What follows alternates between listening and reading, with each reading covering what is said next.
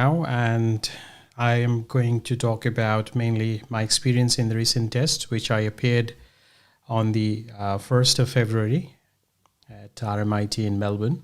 And I had a few experiments in that test. I did a few experiments and I learned about a few things which I'll be sharing with you.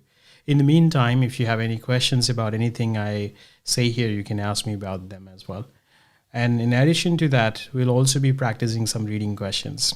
Especially, we'll be doing some reader paragraph questions and some fill in the blanks questions later on.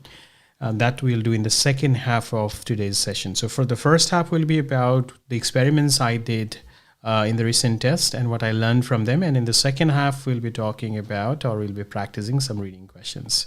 So before we get started, if you have any specific questions in mind that you want to ask me, please feel free to do so that we can discuss those things as well when we are going through my experience of the exam. All right. So on the 1st of February, I appeared in one test, actual PTE test, and I scored 90, 90, 90 again. I'll show you my scorecard as well.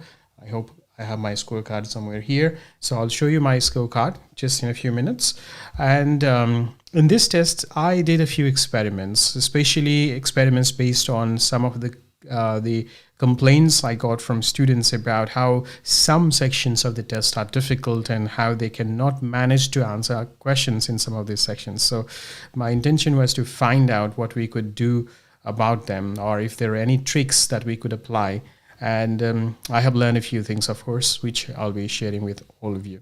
So we'll go one by one, starting from speaking. So in speaking, my experience was not that different from my experience in the last year's exam. By the way, the last exam I appeared in was in 2020, around in February again. At that time, the COVID restrictions had not started. So the experience was slightly different this time because of the restrictions. So I had to wear the face mask. And one thing that I would like to share with you all is, although I was asked to wear the face mask before I entered the exam hall, once I was in the exam hall and once I started my speaking test, I pulled down my mask and I started speaking and no one interrupted.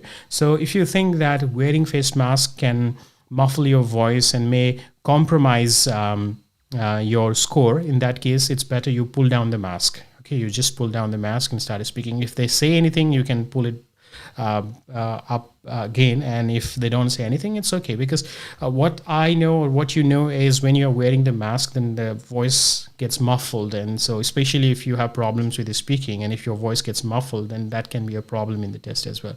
So that was the first thing I did.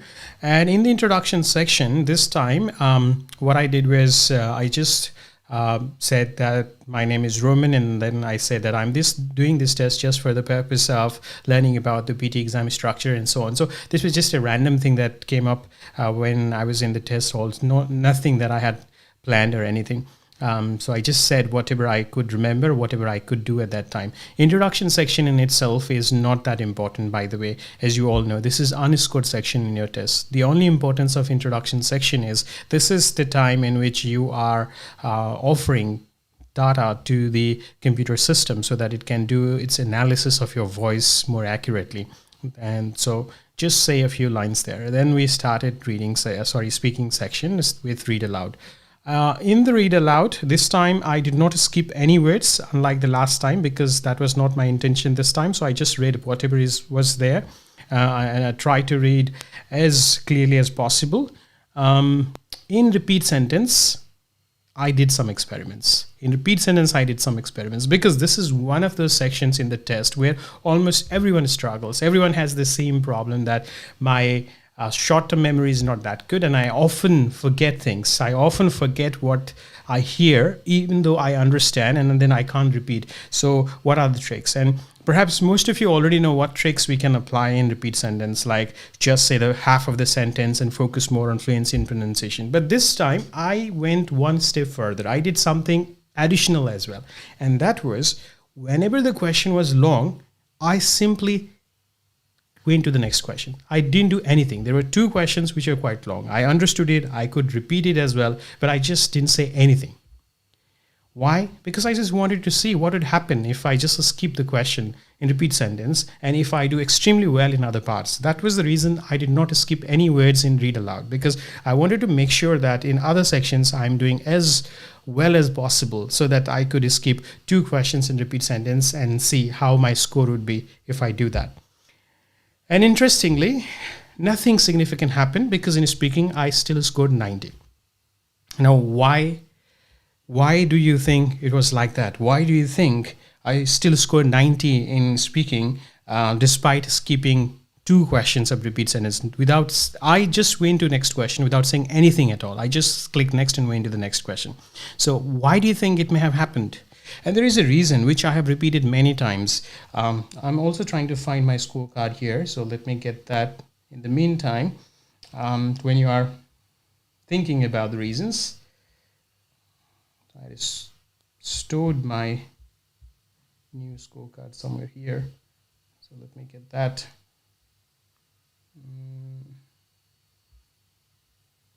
I had sent it to my friends, so maybe it's here. Okay, the reason is, while I'm searching for that, let me tell you the reason as well. The reason I was able to get 90 out of 90 in speaking was because in PT, I have done it 8 times, by the way, the actual test. In PT, they look at your overall performance rather than your performance in just one particular question. I'm not even talking about question type. Even if it's just one question, if you mess up something in just one question, but overall your performance was good, then you don't lose points, because they look at your overall performance along with your performance in every question type as well. So that means they look at how you did in read aloud, how you did in repeat sentence, and so on. So let's say that almost all the other sections were good. Just in repeat sentence, you missed 2 sentences.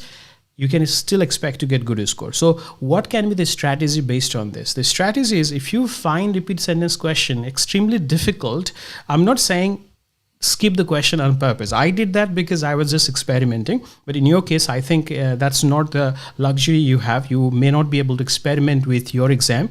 What you can simply do is try to say as much of the sentence as you can, but don't worry too much about remembering the whole sentence. And Rupal is asking me, if you skip the question, then what happened to your total score in listening? My score in listening was also 90, by the way. I was going to talk about that later when I would be talking about listening. But since you asked, my score in listening was still 90. And even in enabling score, I didn't lose much in any section. Actually, even in the enabling score section, I have scored 90 in almost all the sections except 2, which I will show you later on. So the point I'm trying to make here is, in the exam, there will be few questions in few sections which will be more difficult than the others. Don't get deterred by them. Don't get disheartened by those questions. Try to pay your attention to the overall performance in the test rather than one particular question in one particular question type. Because no matter it's you or me, we all have problems. We all can have problems in the exam and things can go wrong. So in the repeat sentence, that was my take-home message. By the way, in this at the same time, I tried to memorize the questions I got in the test as well, and that's why I have also prepared the February prediction file. February prediction file is ready now. You can download it. I'll show you how to do that just in a few minutes. So based on the questions I got in read aloud section and repeat sentence sections and all the other sections as well, I have prepared the file which you can download later on. So yeah. So repeat sentence was not that difficult. Describe image, most of the questions were the questions we already have on the website. So if you are using our website, you will not have any surprises in the exam. You can just go through the questions we have there.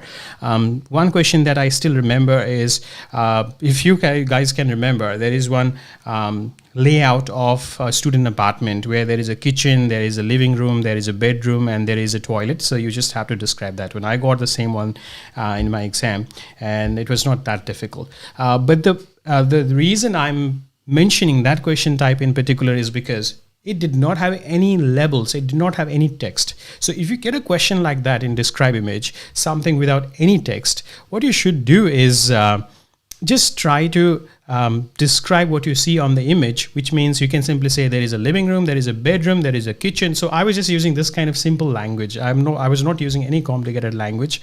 And in other questions where I could see text, I was simply reading the text. What that means is when I was describing images with bar diagrams or pie charts, I was simply saying there is x-axis, there is y-axis, x-axis has these values, y-axis has these values, these are the items on the image, and these items are increasing or decreasing, or I can't see any trend in these items, and so on. And then on conclusion, I was simply repeating the title. But that did not affect my score at all. So yeah, that is another thing to keep in mind. In the exam, don't try to complicate things in speaking. Things can really get messy in speaking if you start thinking too much, because speaking is the part where you have to think and speak at the same time. And because we are non-native speakers, if we start thinking too much, our fluency gets compromised, and that can be a real problem. So I found my scorecard here. So let me share that with myself.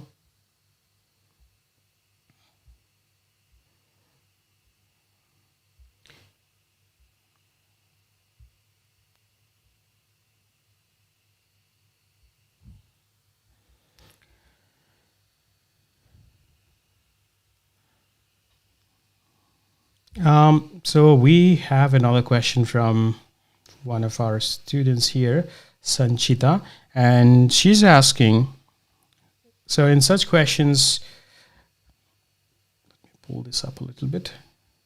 In such questions, do we need to use template?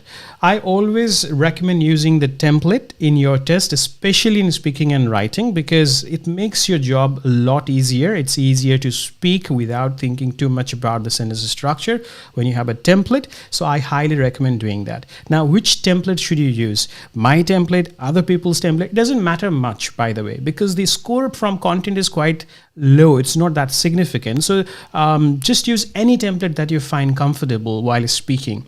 Just make sure that your template does not have words which you cannot pronounce, which lowers your fluency, which makes you hesitate, because if that happens, of course, you are going to lose a score. So that's another thing to keep in mind. Now, in retail lecture, if you guys have practiced the questions, I got the question about the difference in strategies between Democrats and Republicans in the US. That was one of the questions which I can still remember. The other questions I have included in the prediction file, which I can't remember right now, but they are already in the prediction file. So you can practice them there, or you can practice on the website as well. Answer short questions were quite easy. There were only, I think, 2 or 3 questions which could be a little bit confusing. One of them was like, what do you call a musical instrument with 82 keys which are black and white in color? Now, do you know what is the answer of that question?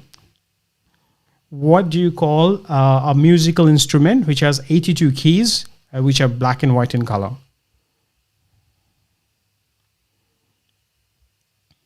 Make a guess.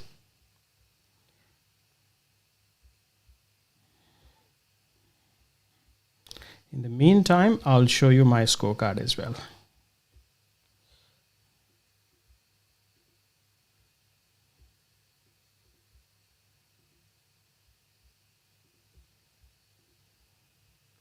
Piano. That's correct answer, Prem. And yes, piano is the correct answer. Very good. Another question that I remember is, which weather phenomenon is associated with sleet and hailstone?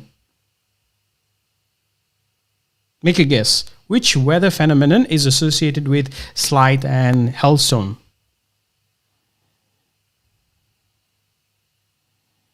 And thunder.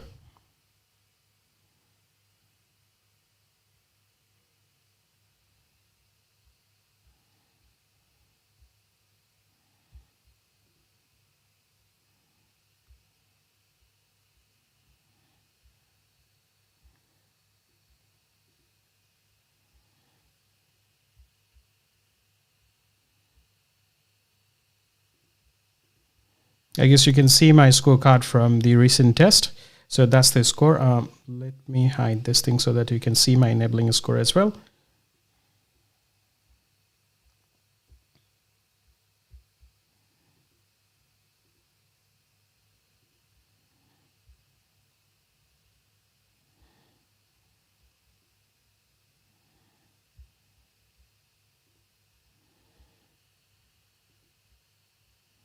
So this is the score. You can see that I lost in spelling 3 points and vocabulary 1 point. So that was the only problem with my score. I'm not sure what just happened.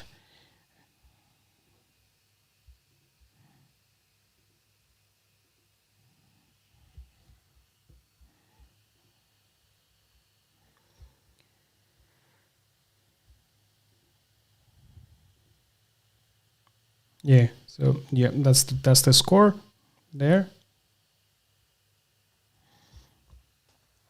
So the only points I lost were in spelling and vocabulary. I don't know where, but yeah, that's what happened. So although I skipped the questions, you can see that it did not have any impact on my score. So that's one thing we can still try. But you have to remember that I skipped the questions on purpose because I knew that I could do well in other sections. I would not have any problem. If you are not sure, it's better you first take suggestions from your tutors before you try something like this. We do experiments in the exam just because we want to find out how the scoring works and what happens if things go wrong, so that you don't have to experiment. So before you do any such experiments, or before you start applying any of the tricks yourself, first ask us. So you know that I'm doing this every week. This is a free class. So if you have any confusion, you can ask me before you apply those tricks in your exam. If you have heard something from your tutors and if you're not exactly sure, you can discuss it with me. I'm not saying that your tutors, cannot rely on your tutor's advice. I'm just saying that it's always a better idea to be safe than to be sorry after the exam. So if you have any confusion about any tricks which felt like, how can that be possible, just ask me. If I know about it, I'll definitely tell you. And Prem has asked me a question, repetition, how much repetition was there? In fact, there were a lot of questions which repeated, and that was my gross estimate. I felt like there were around 60% of the questions from what we have on our portal. 60%. Of course, I did not do any exact calculation, but I felt like there were a lot of questions which I had already seen. For example, in read aloud, maybe some of you can remember, there is a question about the color yellow. So about that color. And yeah, that question was there. There were a lot of questions, and I will show you a few questions which I still remember later on. 60% repetition. So you can practice all of those questions I got in the test using the prediction file. And when you are using the prediction file, there is no point practicing all 20 question types, because you all know that not all 20 question types are equally important. So just practice the questions which are important for your test, like read aloud, repeat sentence, this kind of questions. Don't practice all the questions. So Rupal has a question here, but Rupal, I'll answer that question in the listening section. Let's go section by section, because otherwise we might get derailed quite easily if we start talking about everything. Okay, so we are discussing about speaking. So if you can ask me questions about speaking, that would be great.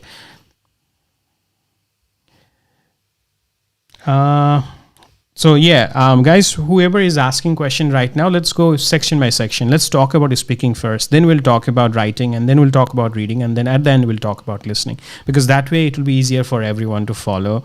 Otherwise, if we jump from question to question, I think we'll lose the track, and maybe it will be difficult for you guys as well if I start talking about everything.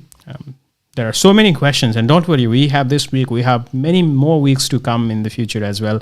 So you can ask me as many questions as you like in the future, and today as well. And so that's speaking. If you don't have any questions about speaking, we can move on to the next part, that is writing. So writing, as I told you, writing is always the easiest section in your test. Not because the task of writing is easy, but because the scoring of the writing section questions is easy. What that means is, in writing, you get only 2 questions: summarize written text, essay writing. And in writing, I did 2 experiments this times. First experiment was in the summarized written text. Usually in the past, I used to change a few words after copying the ideas from the text.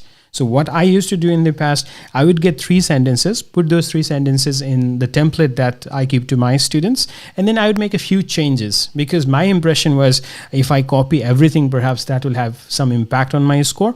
And this time I wanted to see, because there were a few students who were telling me like, my grammar is not that good and I can't change the sentences that well, and I'm not confident. What if I just use sentences as it is? What happens?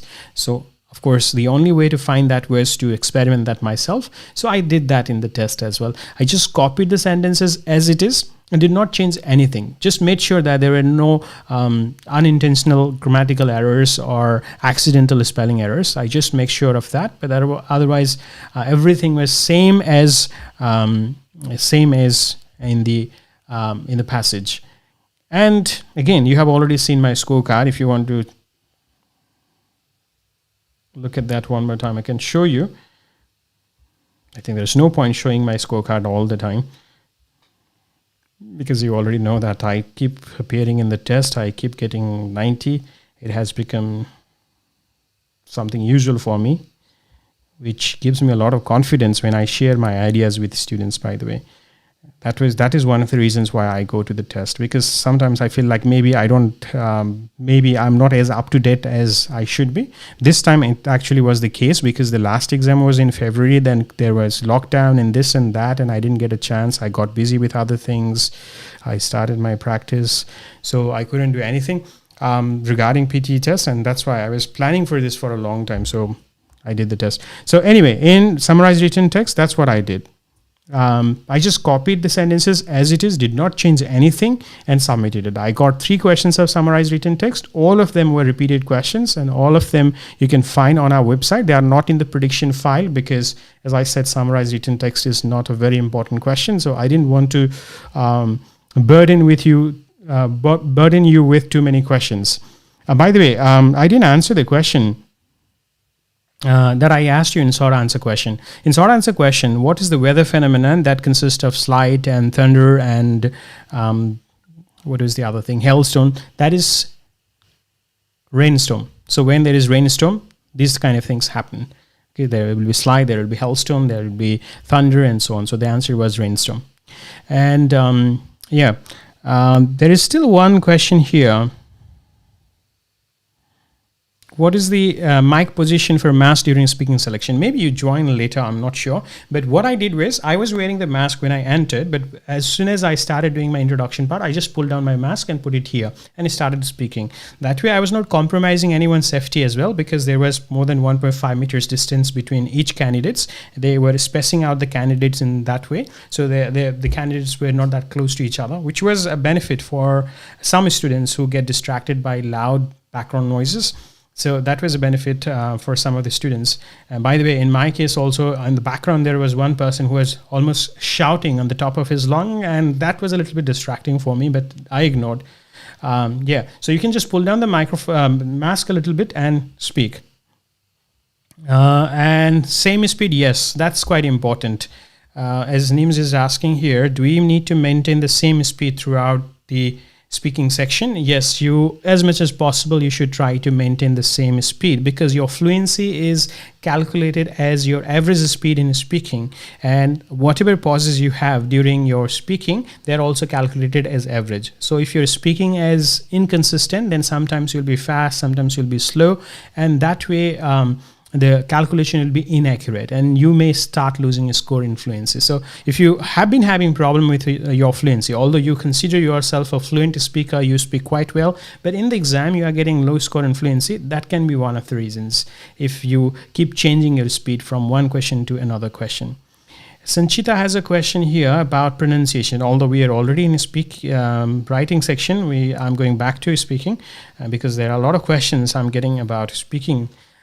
For the speaking section, how we improve our pronunciation. Now, regarding pronunciation, first thing is pronunciation and accent are 2 different things. So if you don't sound like Australians or Americans, it's fine. I don't sound like Australians or Americans. My score in pronunciation almost always has been 90 out of 90 in all the 8 exams I took over the last 6 years.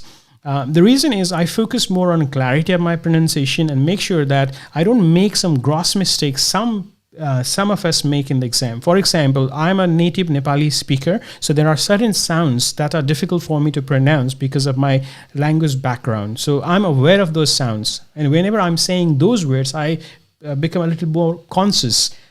So the thing that I'm doing here is, first I have identified the kind of mistakes I make in pronunciation, and I try to avoid them in the exam.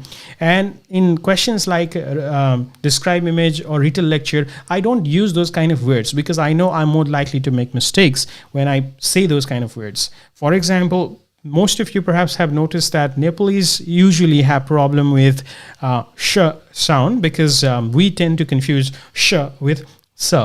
So because of that, it often happens in our speech. And I'm aware of that because I used to have that kind of problem in the past. And even now, sometimes when I'm not careful, that happens to me as well.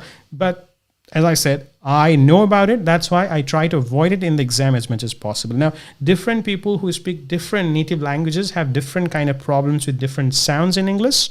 You have to identify those sounds which you have problem with and then avoid those kind of words in speaking, because in speaking, except in read aloud and repeat sentence, you can choose what you want to say. And that's why it's your choice how you want to say it. So I don't have perfect pronunciation, but what I know is I can choose what I want to say, and I be more careful in the exam when I'm speaking to avoid such words which I can't pronounce. I never use those words as keywords in retail lecture. I never include those words in my description of images because I know I might make mistakes in pronunciation. So yes, that's the short-term approach. In the long term, if you want to improve your pronunciation, of course, you have to practice, you have to speak with native speakers, you have to consciously listen to people and try to see how they, try to understand how they produce different kinds of sounds and so on. But that's for the long-term pronunciation improvement. For the exam, you don't have to go to that much depth. You can just do it in the way I have just told you. Then I was talking about writing, by the way. So let me go back to writing now. In the writing section, as I told you, the first experiment I did was I just copied everything from summarized written text. I didn't change a single thing, and I still scored 90. And in essay writing, this is the most interesting part. In essay writing, I had a very strange experiment in my mind. What I wanted to do is I have devised something called universal template. So universal template in essay is a kind of template where you just write the same template no matter what the question is. You just write the same template. This template has around 250 words. Out of those 250 words, 4 words are missing, which are just the topic words you get from the question. And I wanted to see, I had already experimented with this idea in Pearson's mock test, and I didn't have any problem with the score. And this time I wanted to test this in the actual exam. So what I did, I wrote the universal template with those 4 words missing first. I typed it. And then after that, I looked at the question. By the way, my question was this: recent invention, technological invention, which has had good or bad impact on society. So of course, I wrote about the internet because that is the easiest one to write. We all know about the effect of the internet on our society. So I chose internet as the topic, and then I just wrote internet in 4 different places in my template where I had those 4 different gaps. Rest of the things were just the same generic content. They had some good words, some had some difficult words, some complex structures, some simple structures. So that universal template is based on the 7 criteria of evaluation. I just used it as it is, replaced those 4 gaps with internet 4 times, and that's it. I didn't do anything else. So you can see in my score, if you can still remember, my grammar, my vocabulary, everything else is quite good. My overall score is 90. My score in all the sections were 90. In spelling and what was the other one? Vocabulary. Yes, in spelling I scored 87. Vocabulary I scored 89. I don't know why that happened, but yeah, otherwise everything else was fine.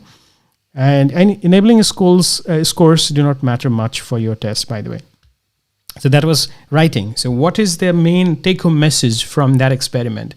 Writing is the easiest section for your test now. If you follow the templates that we give you in the class, just do as we ask you to do in the classroom, in the live sessions, in our practice sessions in the lab. Just do that. There is no need to overdo anything because it's not going to dramatically change your score or lower your score in any way.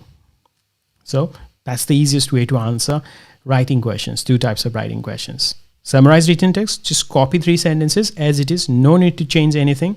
Essay writing, just use the universal template, replace 4 gaps in the universal template with your 4 words from the question, which should be your topic. So if your question is about the recent innovation which has greatly impacted our society, and if you have decided to use the internet as that technological innovation, then you can just write the internet 4 times and that's it. You will be done. And that will make your job a lot easier. The next, that's writing. So if you have any questions about writing, by the way, please feel free to ask. Yes, we have a question. We definitely have a question. We should have a question as well. Now, the question here is,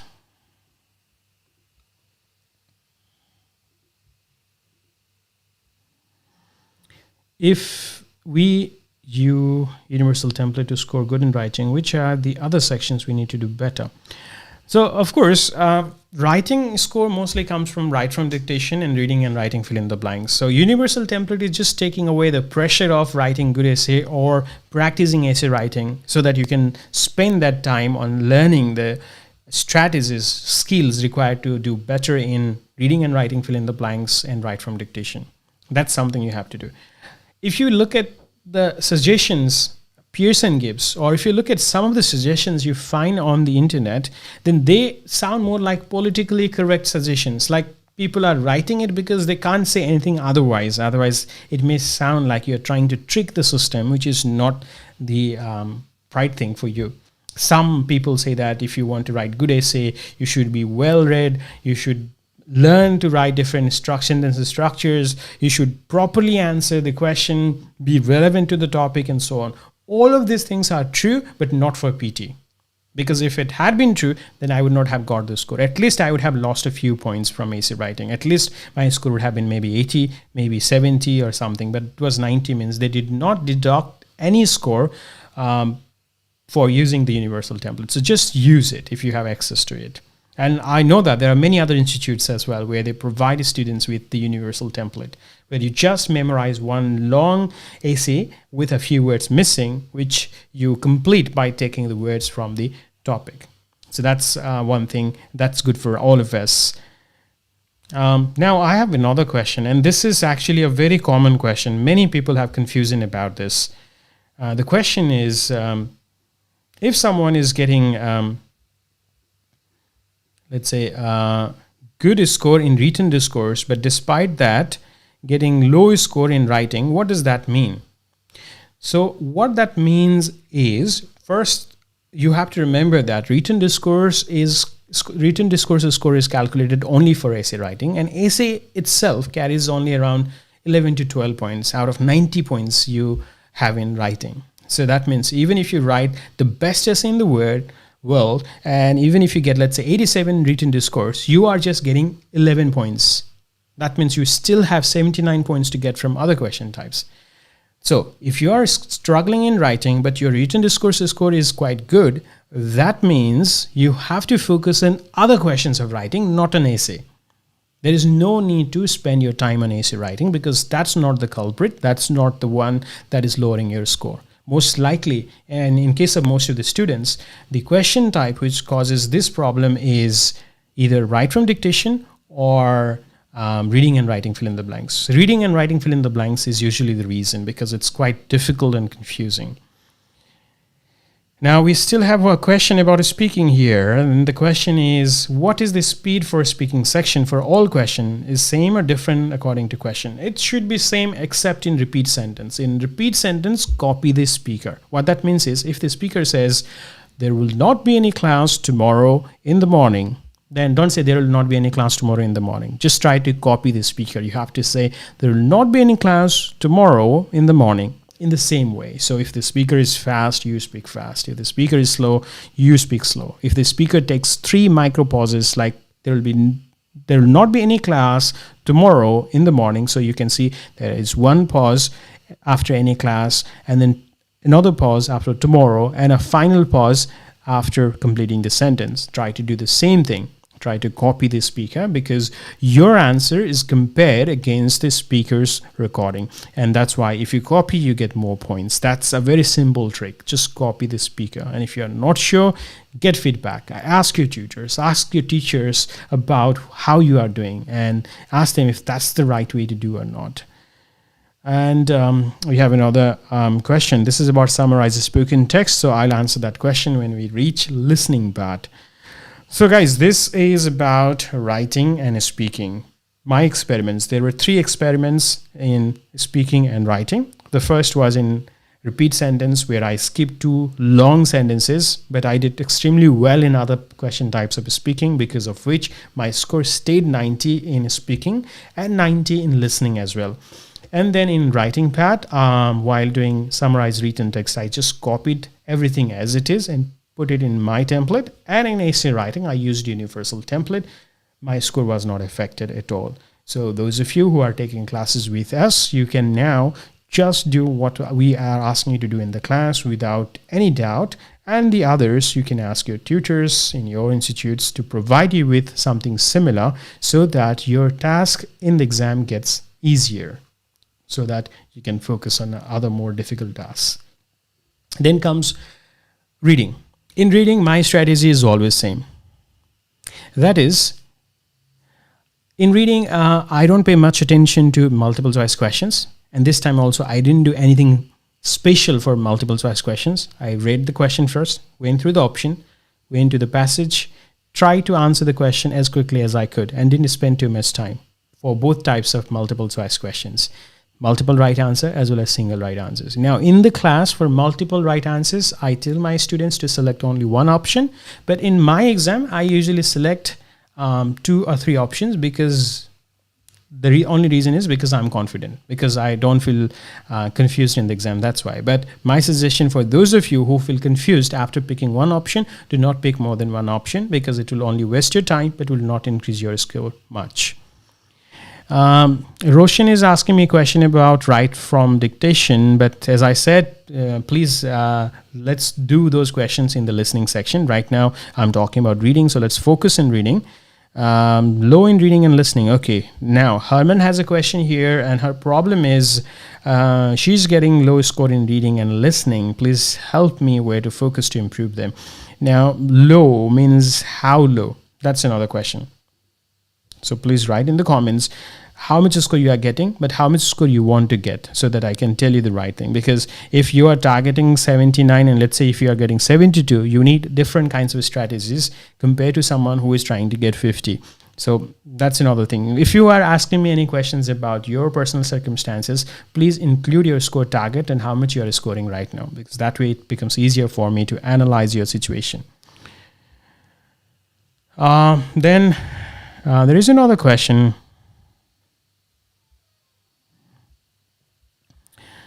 From Sanmita, it's about speaking section still. And the question is, if you do not know the answer about a question asked, what can you do?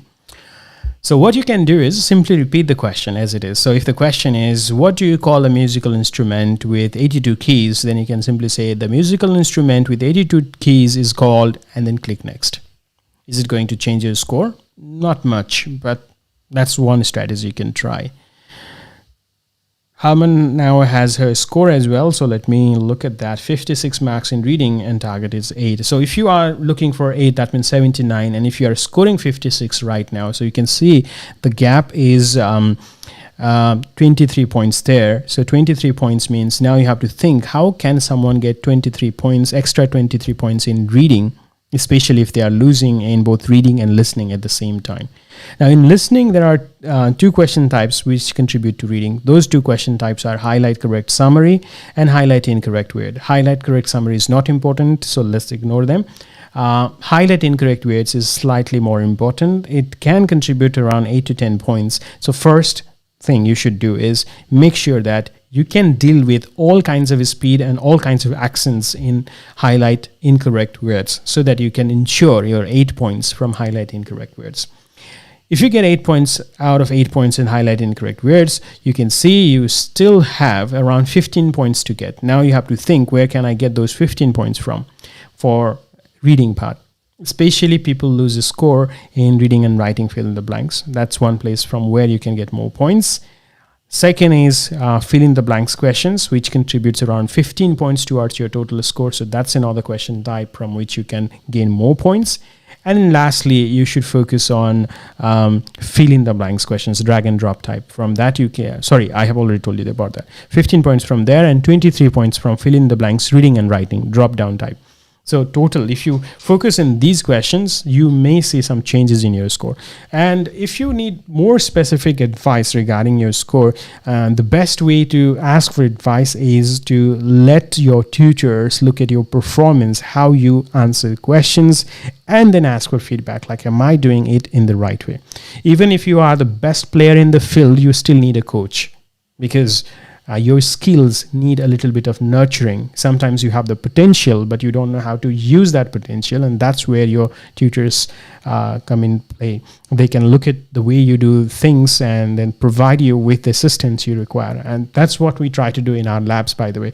Those of our students, those of you who are our students, please make sure that you come to the lab if you're experiencing any problems. Do not stay at home and keep practicing from there, because that way your tutors will not have no idea how you actually do things.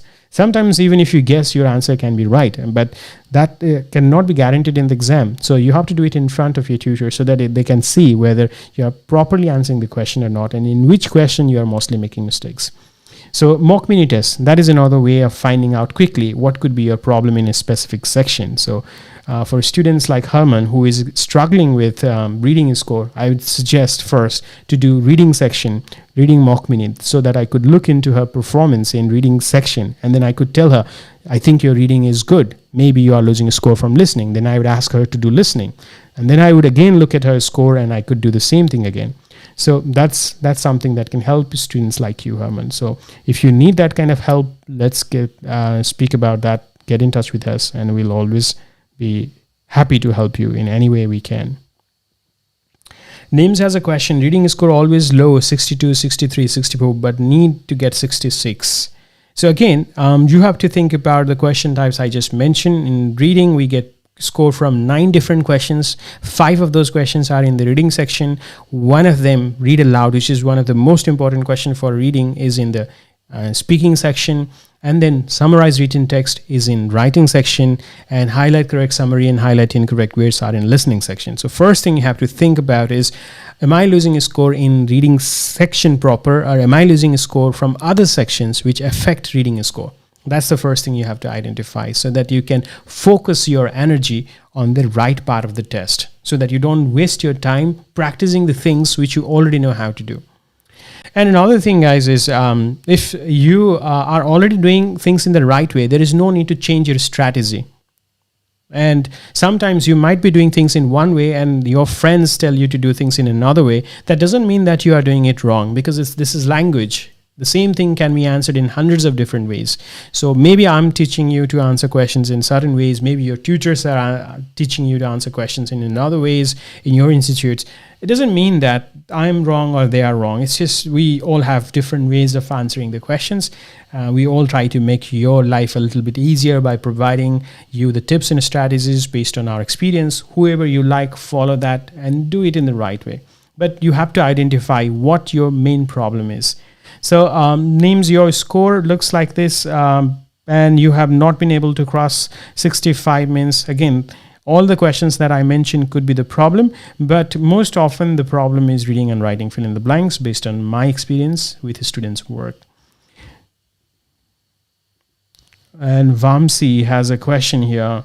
My recent score is speaking 89, writing 80, listening 86. Very good. Reading 72. You are absolutely losing a score in reading only, looking at your score here. And looking at this, it looks like your problem is the question in reading, which contributes a score to reading only. And that question perhaps is, and you can see that in writing also you have 80. So do you see anything? You are losing score 10 points in writing, but you are losing 18 points in reading. So now you have to think, okay, I'm losing in writing and reading. Which question shares a score between writing and reading? And that question is fill in the blanks, reading and writing, which means most likely you are losing points from that question. Is there any other question which shares the score between writing and reading? And that question is summarize written text. So these are the two questions you have to think about. I'm not saying you are doing wrong in these two questions, but maybe something is not right in one of these two questions, or maybe both of these questions. Again, you need to find someone who can help you with that. Now, I have a question, and this is a specific question. I like this kind of questions, like how to improve reader paragraph in fill in the blanks. Let's go one by one. Reader paragraph. That was my third. That was my fourth experiment in the test. In reader paragraph, this what I did this time. I did not spend more than 1 minute per question. And what I did was the first thing. By the way, I got 3 questions, and all the 3 questions had 4 sentences. So what I did, I tried to see if there were any easy pairs that I could make instantly. Some questions have very easy and very apparent link between them. So I just looked for those sentences. I paired them, and rest of the sentences, I did whatever I felt was right. Maybe I was doing it right anyway, even if I was guessing, or maybe it did not matter much because my score again was 90. So in reader paragraph, that was my strategy. I just first focused on the easy pair, finished that, and then after that started thinking about that. That easy pair could be the first pair, could be the middle pair, could be the last pair, but I just started with the easy pair because that gives me 2 advantages. The first advantage is the moment I make pair by dragging the sentences to the right hand side, I have fewer sentences to read on the left hand side, which makes it easier for me to understand what I'm reading. Secondly, when I'm making selection out of fewer options, it's easier. I'm less confused compared to when I have like 4, 5, 6 sentences to read. So that is one strategy I use in the exam. I first drag the one that I think is obvious pair. I drag that to the right hand side. Then I start looking at the rest. And if I need to make any changes later on, I do that. Fill in the blanks. If you're particularly struggling with fill in the blanks question, which is drag and drop, as I often say, as I always say, start by learning about parts of speech, no matter how difficult or confusing you find that topic. You have to learn about it if you want to have a foolproof, 100% accurate plan for your test.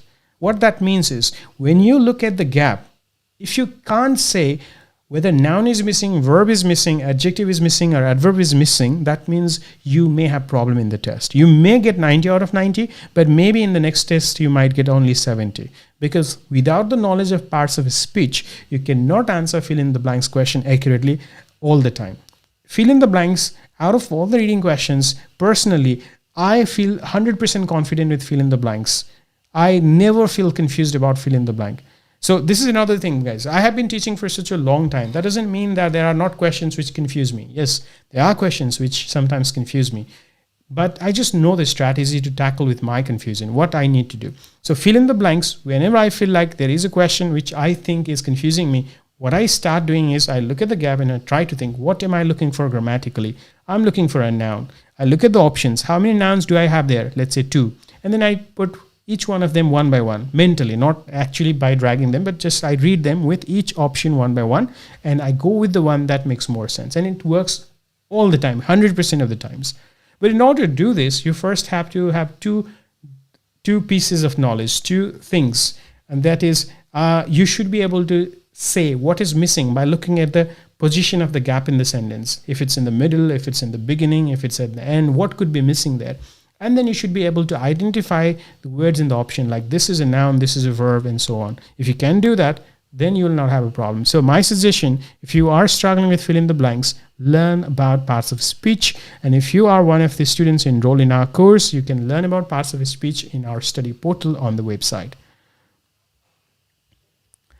Roshan has a question here. Roshan is getting 77 in listening, 75 in writing, reading is 81, speaking is 89. So you are losing in listening and writing. Most likely your problem is in spelling. Most likely your problem is in fill in the blanks question or write from dictation. Maybe you understand what you hear, but while writing you make a mistake. Maybe you miss letters at the end, like rather than writing books, you write book. These kind of problems usually lead to the score that you have here, where students lose the score in both listening and writing at the same time. So I would suggest you pay attention to fill in the blanks, you pay attention to write from dictation, and most likely to be all right.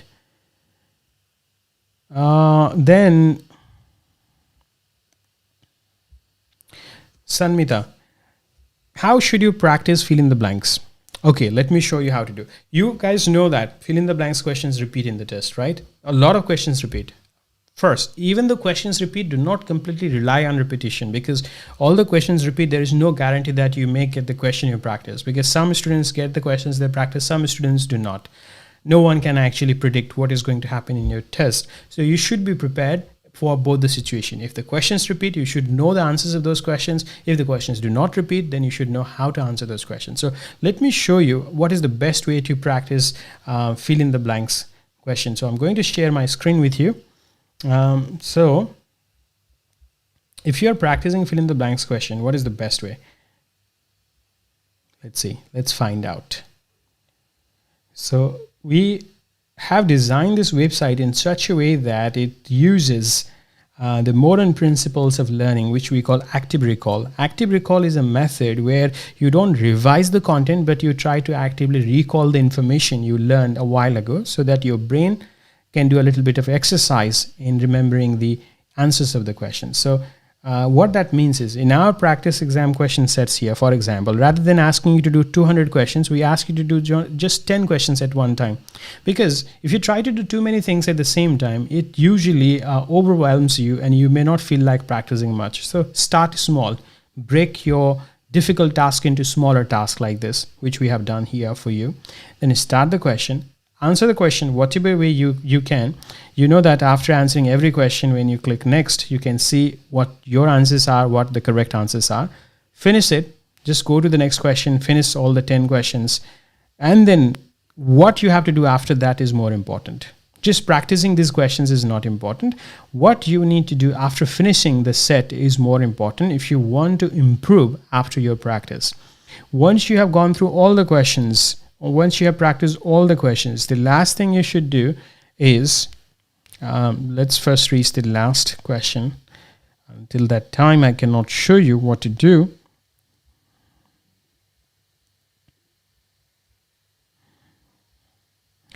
So let's say I completed this set. After finishing the set on our portal, you can actually go to the part which will let you revise your answers. So if you click on view answers, you will see all the answers in one place.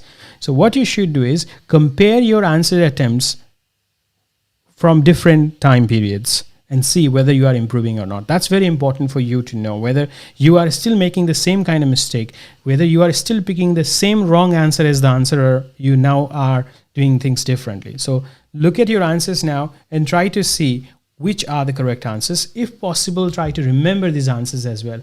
Why it is important? Again, it is important because sometimes questions may repeat. And in some cases, even if you are simply repeating these questions, you are simply memorizing the answers, you start understanding how to answer the questions, and eventually you will learn how to answer similar types of questions in the future as well. So that's one thing to keep in mind, which is helpful if you are preparing yourself without help of a tutor. Practice the questions, look at your score, and then look at all the answers at the same time at the end. And then repeat the same question maybe after 2-3 days and compare your answers of this time with your answers of the previous time and see if there has been any changes or not. Whether you are still making the same kind of mistake or now you have your mistake types, your mistakes have changed. We have another question here from Pawan, and the question is, my latest score is speaking 64, reading 63, writing 70, listening 66. What should I do to improve my scores? Now, looking at your score, I'm slightly confused if you are looking for 65 or 79. Anyway, I'll give you advice for 79 because that will cover 65 as well. So your speaking score is low, your reading score is low, and now the first thing I would be interested in knowing is what is your score in pronunciation? Because looking at your score, it looks like read aloud might have been affecting your score. That's the first thing. And if your concern is whether you can get more than 79 or not, then in that case, looking at your score, it feels like you have to focus on Super 4.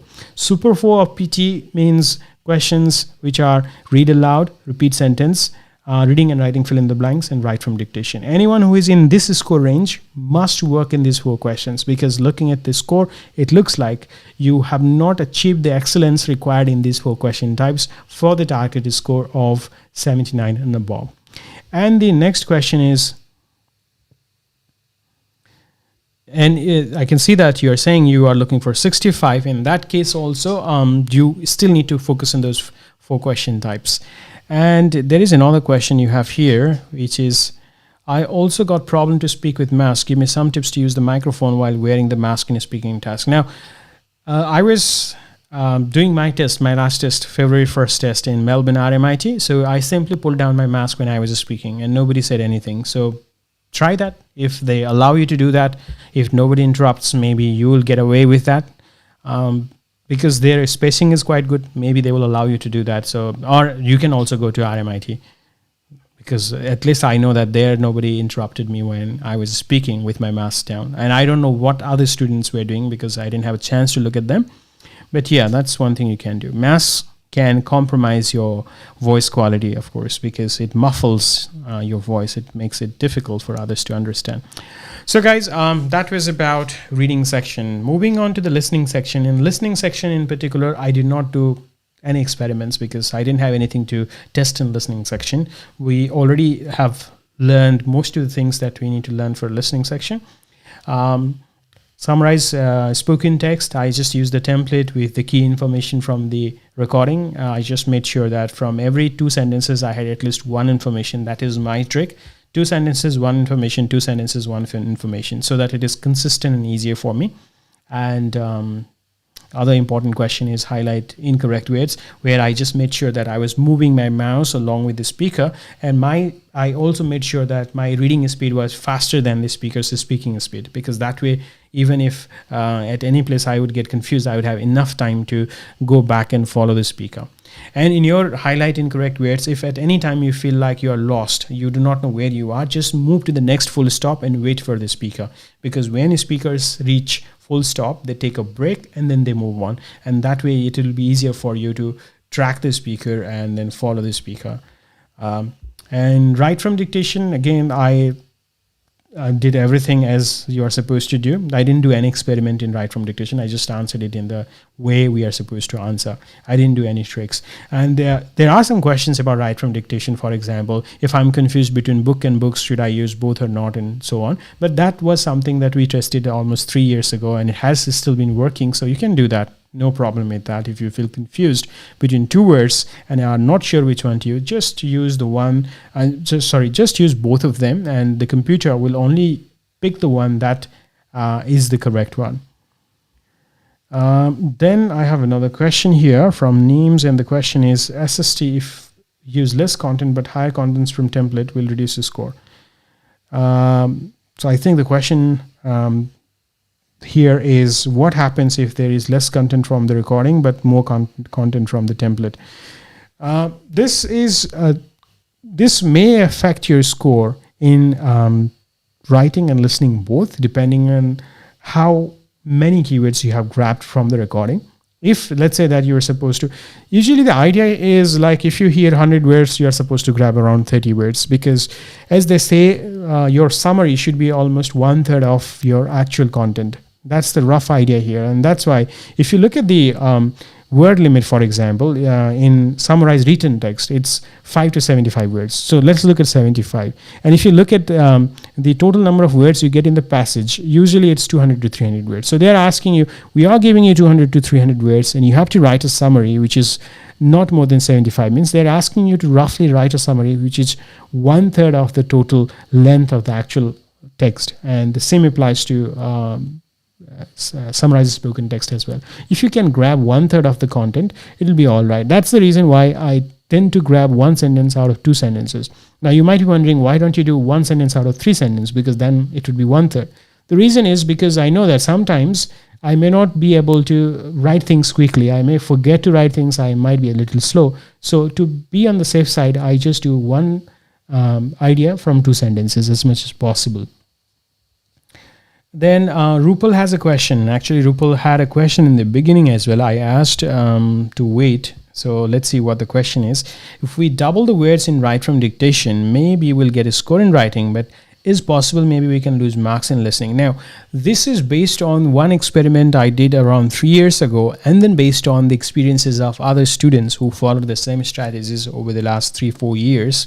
Based on what I told them, that you will not lose the scores, because some of our students have scored 90 in all sections as I have scored, and these students were still following the same strategy that I shared with them, that I'm sharing with you right now. So the point is, you will not lose points. Again, see, if you have, let's say that I give you 10 questions to answer, and then you answer 9 questions without any problem, and 1 question you can't do that well, still you will get 90. This is based on my experience and experience of many students. If you don't believe that, if you think that maybe that's not true, you can actually ask some of your friends who may have scored 90 out of 90, especially in speaking. Many students who score 90. Ask those students and they will tell you the same thing. We didn't do it perfectly, but just we got 90. Maybe because we overall did well in the exam. So that's something to keep in mind. Sometimes things go wrong in the exam, but don't let that one mistake ruin the whole test, because in the overall scheme of things, that one mistake will not even be important. But if you don't realize that, you may overthink about that, and you may do worse in other questions of your test. So that's something to keep in mind. So guys, so that was my impression of the exam of 2021. It's not different than what it used to be. I didn't find the exam that difficult, but maybe because I have been teaching PT for a long time, and maybe because I know a few things more than average students know. But the exam pattern, everything was similar to what we used to get in the earlier years. They have not changed anything at all. I prepared in the exam at 4 p.m. On the first. I got my result next day at around 9 a.m. in the morning. So maybe I think within 13-14 hours, all the questions that I saw there were similar to the questions we practice on our portal or in the classroom. I didn't have any surprising questions in the exam, or any surprising any kind of surprises in the exam. Everything felt quite familiar. And Neems had one last question. In describe image in retail lecture, do we need to max 35 seconds? Now, again, this is not necessary. Again, based on my personal experience, some of my answers were exactly 40 seconds long. Some of my answers were only around 25-26 seconds long. My recommendation is try to keep your answer between 25 to 35 seconds as much as possible, but you can't time yourself to seconds. I can't time myself to finish exactly at 25 seconds or exactly at 40 seconds. That's not possible for anyone while speaking. So just try to stay within the range of 25 to 35 in most of the questions. If sometimes you finish at 22, that's fine. If sometimes you speak up to 40 seconds, that's also fine. You don't need to worry. But 25 to 35 is the optimal length from my perspective. Then we have another question here. In listening blanks, if we're not sure about answers or not sure spelling of the word, should we leave the blank empty? No, never. Because there is no negative marking. You should guess. You should guess, because sometimes you might be lucky and you might get points, and every point matters. If you can't understand the value of 1 point, ask those students who have scored 78 and because of that lost the opportunity to get 79, or scored 64 and lost the opportunity. Every point is important. So wherever you can guess, make a guess. The only questions where we should not be guessed technically are the questions where we have negative marking. In your exam, there are only 3 question types where we have negative marking. Those 3 question types are: in reading, we have multiple choice question, multiple right answer. In listening, multiple choice question, multiple right answer. And in listening again, highlight incorrect words. These are the questions where we have negative marking, and we should not guess if we are not sure about the answer. Other questions, if you don't know the answer, make a guess. You should definitely guess, because there is no harm. And I have a long question here, so let me read that. So the question is, to get 79 plus, which section should I focus more? First attempt, 69, 71, 67, 75. I'm skipping the enabling skills because they are not important for your score. Second attempt, 68, 73, 61, 73. So first time speaking, so there is quite a bit of fluctuation in your speaking score there. Others look quite similar. Your speaking score had changed. And now let's look at your pronunciation score. Okay, so looking at your pronunciation score, you are having problem because of your pronunciation. So you definitely have to work on that area, pronunciation issues. So you need to find out whether you are losing a score because of mispronouncing the word or because of not pronouncing the word clearly. Because you see, for computer, if computer cannot understand what you said, then in that case, it will give you less score in pronunciation, regardless of whether you pronounce the word incorrectly or you pronounce the word not clearly. That means you know the pronunciation, just your voice was not clear. In both the cases for the computer, it's the same thing. That is, your pronunciation is not good. So I think looking at your score, you definitely need to work on your pronunciation score. And you have to do one thing at a time here, because you can see that your score in all the 4 sections are less than the score you are looking for. So you have to start with the speaking first by improving your pronunciation score in speaking. That will increase your score in reading and listening first. And then we can look at your writing score. And your writing score anyway is not that bad compared to your scores in other sections. So start with the speaking with your pronunciation first. And Neems has a question here. Sorry, one confusion. During speaking selection, do we need to increase volume of our voice than normal? No. If your voice is quite soft and you feel like it's not good enough, then you can increase your volume. But otherwise, for people with normal volume, they don't need to change their volume for the test. The microphone you get in the exam are quite sensitive. And if you start shouting to that microphone, it may distort your voice actually. That's why it's not a good idea to shout in the exam if you think you are loud enough. And your loudness is not going to change the score in any way, by the way, because there is no score for loudness. The only problem loudness can create in the exam is the clarity. If you are not loud enough, you will not be clear. If you are too loud, you'll again not be clear, because the microphone is not like human ear. It will get distorted. The voice will get distorted because of that that plate they use to capture your voice in the microphone. That plate vibrates when you speak. So if it vibrates too much, it produces distortion. Dennis has a question, and Dennis is asking how to improve pronunciation while maintaining fluency. Now, I think to maintain the fluency, you don't need to do anything special in pronunciation, or pronunciation itself, I feel, does not affect your fluency much, except in one place, that is read aloud.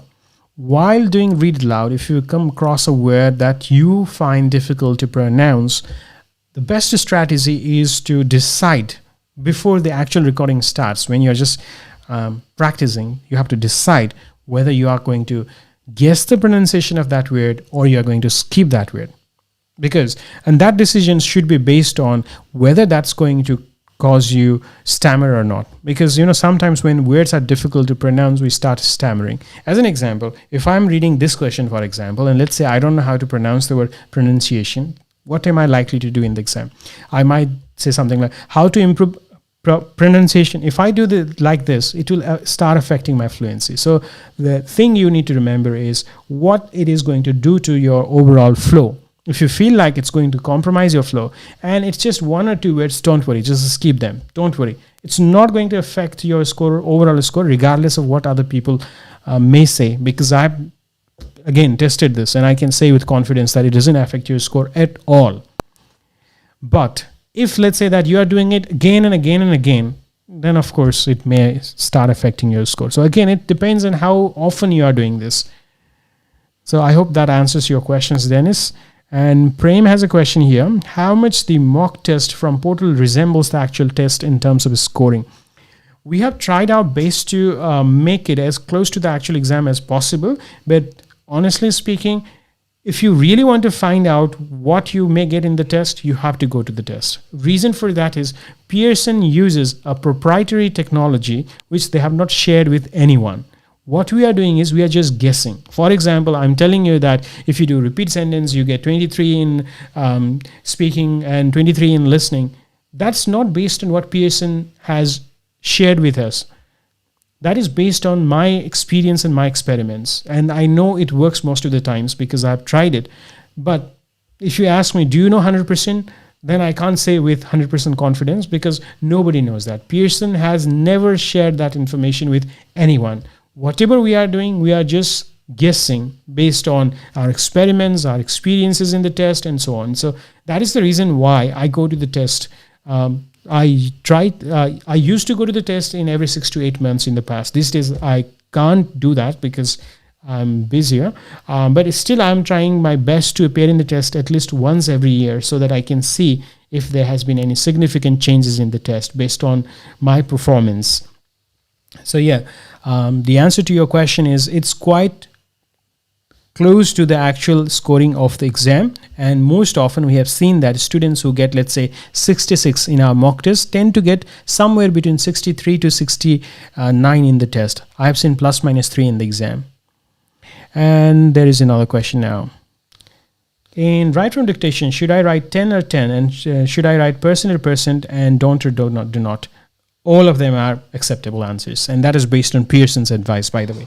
Pearson has mentioned that you can write numbers in the numerical form or in the word form. It's your choice how you want to do it. My suggestion, write in the numerical form, because you are less likely to make spelling errors. If you're not sure, it's better you don't write it as a word, so that you don't lose points in spelling. Anil Keshi has a question. Was there any questions in writing and listening related to COVID-19 topic? Yeah, I think there was one question about vaccination, how vaccines work, about not exactly about COVID-19, but it was about vaccination, like how they are using a component of the virus to make a vaccine. And I'm not exactly sure in which question type I heard this recording. This was a recording, by the way, not a text. But I think it was in listening, but I don't remember the actual question type. But there was a question about vaccination, something related to vaccination and how vaccines help in avoiding viral conditions. So yeah, there was something related to that, but not any specific question. Dennis has a question, which is, if I make mistake in one question in repeat sentence, like I speak half sentence, that is not much clear, will it affect my speaking score much? And now they analyze your performance in speaking questions individually for each scoring criteria. What that means is, if they are looking at your speaking in repeat sentence, they first look at the content, then they look at the fluency, then they look at the pronunciation. So each of them, they look independently. When they are calculating the content, they don't care about your fluency and pronunciation. They only look at the number of words which have been accurately captured. And you know that in some cases, even if your pronunciation is not that good, the computer or any computer-based algorithms may be able to capture your word by using a technology which they call heuristic analysis. Now, let's not go that deep, but the idea that I'm trying to share with you here is, it depends on what kind of mistake you have made. But in most of the cases, even if the clarity is not that good, but the computer algorithm still can identify that you are saying English words and your pronunciation is good enough, then they might give you a score for those parts. Or if your content is matching with the content they have in the in their database, and then in that case they can give you the score. So this is my exam experience. I was planning to do one reader paragraph section as well, but I think I will skip that for today, because we had such a good discussion about different section of PTE, different problems you face during the test preparation. If you guys find this kind of sessions useful, just let me know, because that's the only way for me to know whether I should be doing these sessions or not. If you think there is something that you want you want to see me doing in the next session, just let me know so that I can include them in my next session. For that, you can email me, and you know my email address. If you don't, then please go to our website. From there, you can get my email address, and you can send me questions you want me to discuss in the next live session. So far, in the last two, and including this one, 3 sessions, I'm just answering your questions. I've not shown you how to answer questions.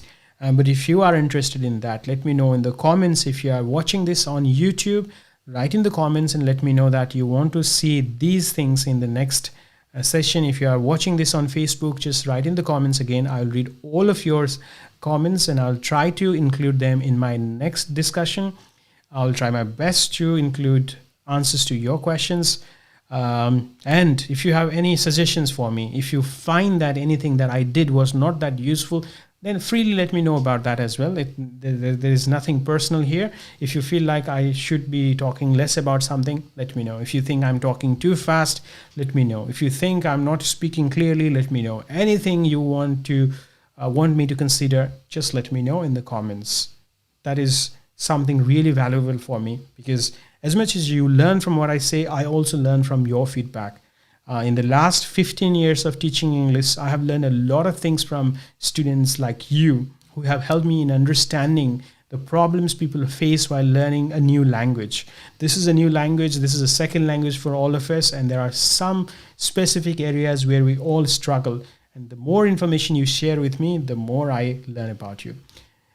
If possible, like this video and subscribe to our YouTube channel or follow us on Facebook page. Let your friends know about these sessions. Let people know that we are doing this for completely free. And if they are not in a position, because of the current situation, if they are not in a position to pay for paid classes, these sessions might help them in preparing themselves at home by doing self-study. And if you have not if you have not signed up to our website, which contains some practice questions and some videos for free users as well, please do that. They might help you to get started with, at least, and for some of you that might be enough to get the score you are looking for. So guys, that's all for today. I'm stopping here. I'm still getting a few questions there. Unfortunately, now I'm almost signing up, so I will not be able to answer those questions, Mina.